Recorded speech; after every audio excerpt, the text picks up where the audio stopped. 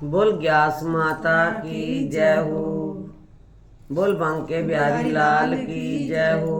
बोल तुलसी माता की जय हो।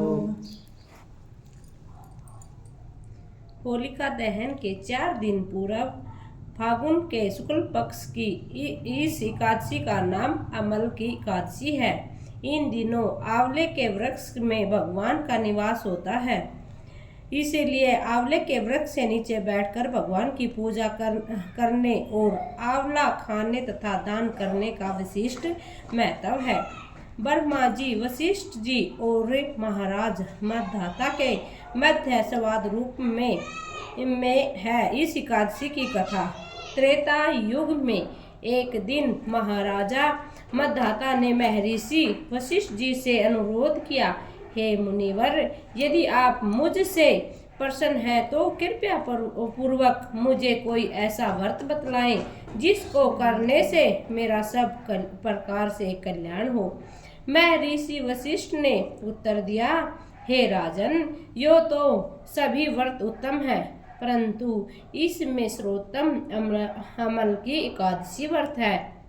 फागुन मास के शुक्ल पक्ष की इस अमला एकादशी का व्रत करने से सभी पाप नष्ट हो जाते हैं।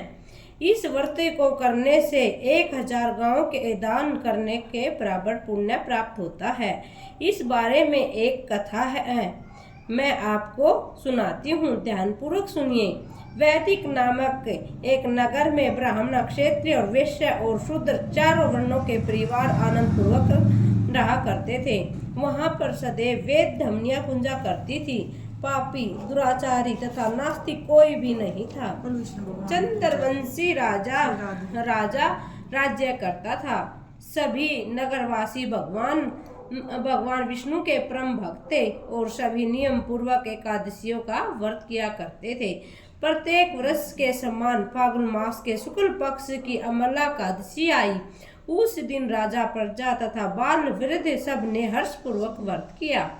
राजा अपनी प्रजा के साथ मंदिर में जाकर कुंभ स्थापित करके धूप, दीप, नवेग, पंचरत्न आदि से आंवले का पूजन करके इस प्रकार स्तुति करने लगा, हे धरात्री, आप ब्रह्मा जी द्वारा उत्पन्न हुए हो और समस्त पापों का नाश करने वाले हो, अतः आपको नमस्कार है।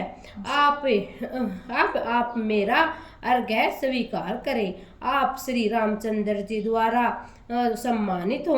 मैं आपसे प्रार्थना करती हूँ कि आप मेरे समस्त पापों को समूल नष्ट करें।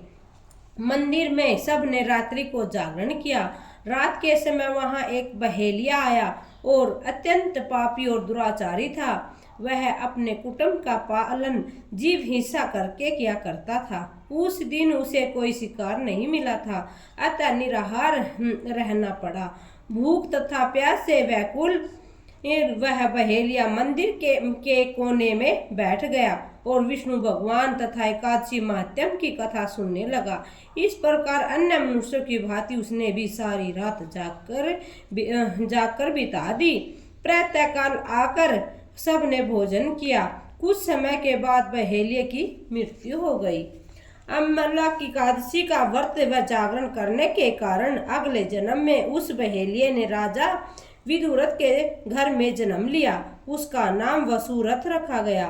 युवा होने पर वह चतुर्गिणी सेना तथा धन धान्य से युक्त होकर 10,000 ग्रामों का पालन करने लगा। वह तेज में सूर्य के समान, कांति में चंद्रमा के समान, वीरता में भगवान विष्णु के समान और क्षमा में पृथ्वी के समान था। वह अत्यंत धार्मिक, सत्यवादी, क्रमवीर एवं विष्णु भक्त राजा बना।